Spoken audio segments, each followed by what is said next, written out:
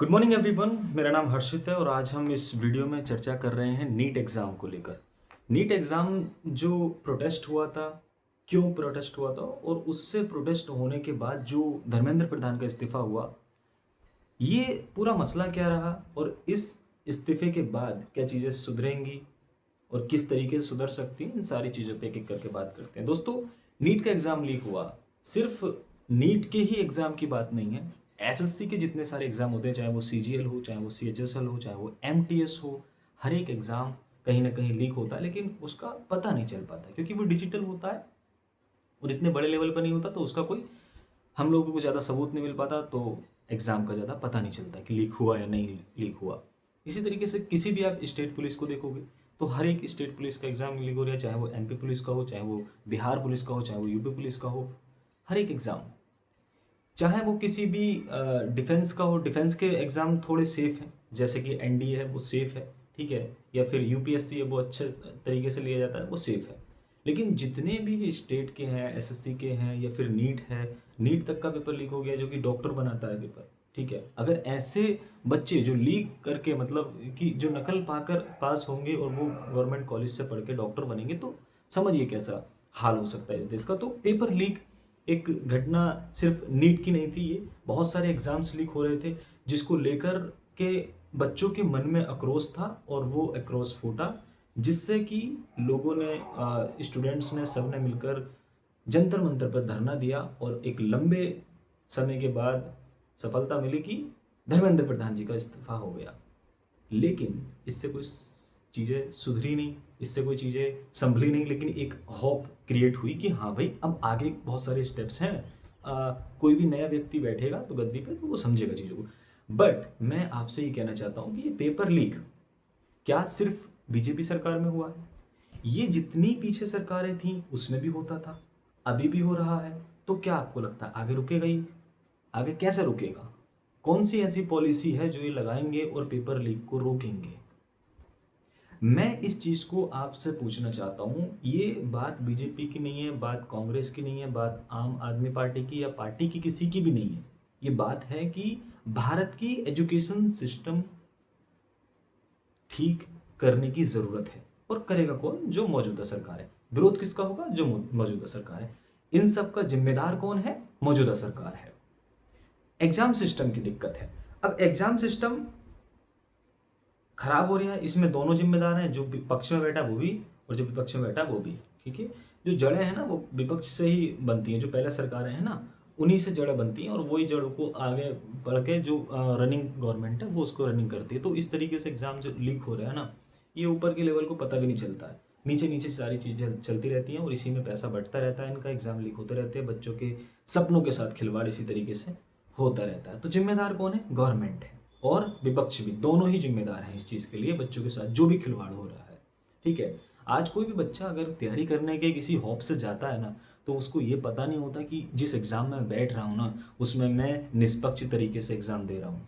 उसको ये पता होना ज़रूरी है कि जिस एग्ज़ाम में मैं बैठ रहा हूँ उसमें कोई भी धांधली नहीं होगी, अगर मैं सक्षम हूँ तो मैं उसको एग्ज़ाम को क्रैक कर लूँगा। उसको ये डाउट है आज के सिस्टम में कि अगर मैं बैठा हूँ तो ये पेपर कहीं ना कहीं लीक होगा और जब लीक होगा तो इसकी मेरिट कट ऑफ हाई जाएगी और हाई जाएगी तो पढ़ने वाला बच्चा बेचारा 10-10 साल मेहनत करता रहता है और कहीं भी एग्ज़ाम में नहीं आता है। 100 में से बिरले होते हैं एक दो जो लगते हैं पढ़ने वाले, और नहीं पढ़ने वाले ले जाते हैं नौकरी। तो ये बहुत बड़ी चीज़ है भाई पेपर। अगर बच्चा, जो भारत देश है इसमें ज़्यादातर यूथ है और भारत के यूथ के साथ ही अगर खिलवाड़ करेगी ये सरकार तो फिर कैसे चलेगा? तो ये सोचने की ज़रूरत है कि हमें चीज़ें सुधारनी है। गवर्नमेंट को ये देखना चाहिए कि बच्चों के पक्ष में काम करा जाए।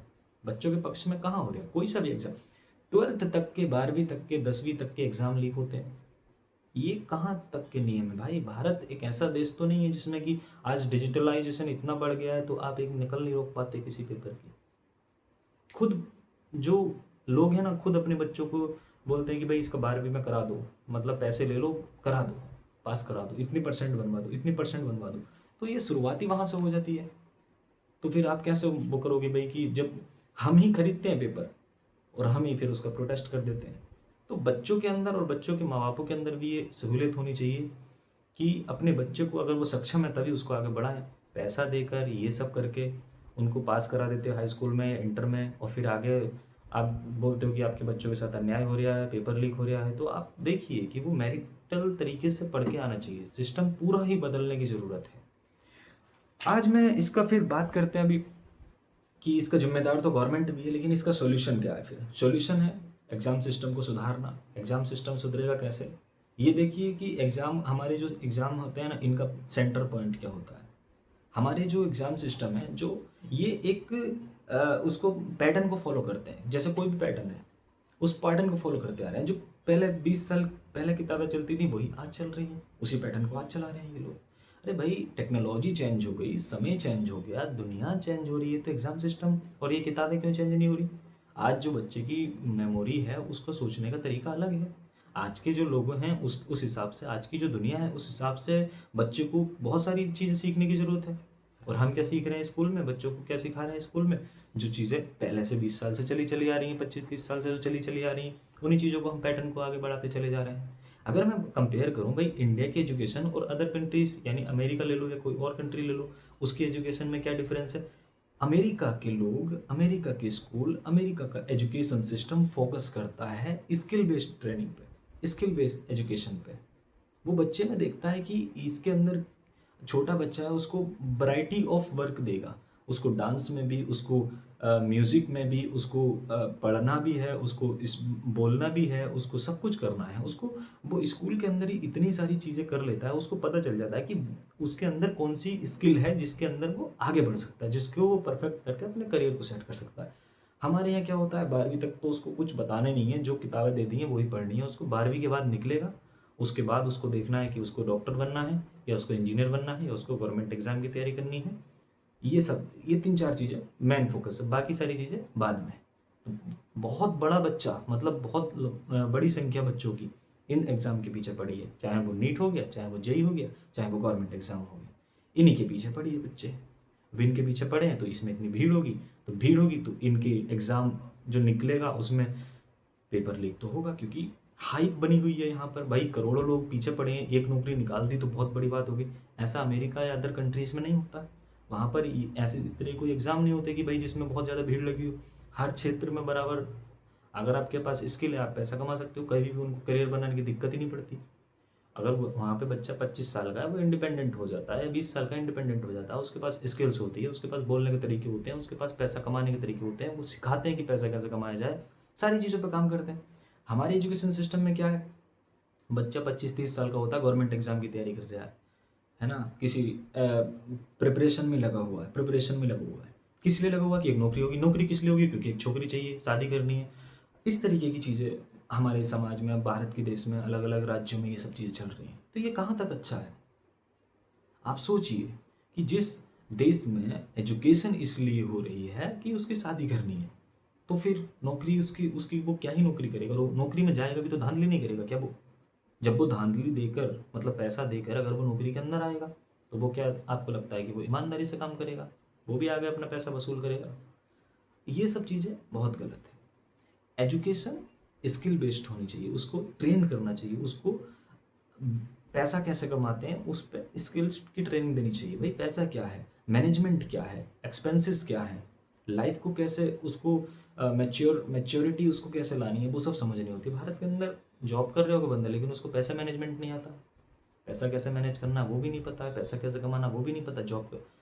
तो ये सारी चीज़ें मैं ऐसा मानता हूँ कि हमारी शिक्षा पद्धति में बहुत सारी चीज़ें ऐड करने की ज़रूरत है। जैसे आज टेक्नोलॉजी है, टेक्नोलॉजी को इनहेंस करना चाहिए। भाई बच्चे को शुरुआत से सिखाते चले जाओ, चल रहा है लेकिन उस लेवल पर नहीं जिस लेवल पर चाहिए।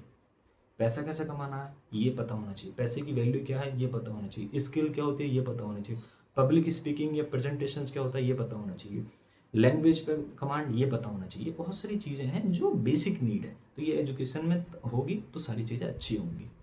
मेरा इस वीडियो के माध्यम से यही कंक्लूजन है कि गवर्नमेंट को भी एक चीज़ सिर्फ धर्मेंद्र प्रधान को हटाने से या शिक्षा मंत्री बदलने से शिक्षा नहीं बदल जाएगी, उसके कोर वैल्यू बदलने पड़ेंगे, उसमें पूरे सिस्टम में आपको चेंजेस करने पड़ेंगे, कमेटी बैठाकर उसको अच्छे से देखना पड़ेगा और उसके बाद कुछ हो सकता है।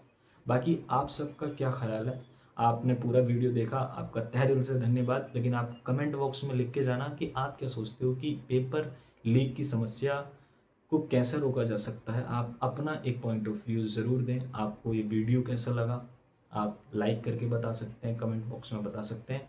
आप सबका इस वीडियो को ध्यानपूर्वक देखने के लिए दिल की गहराइयों से आप सबका धन्यवाद। नमस्कार।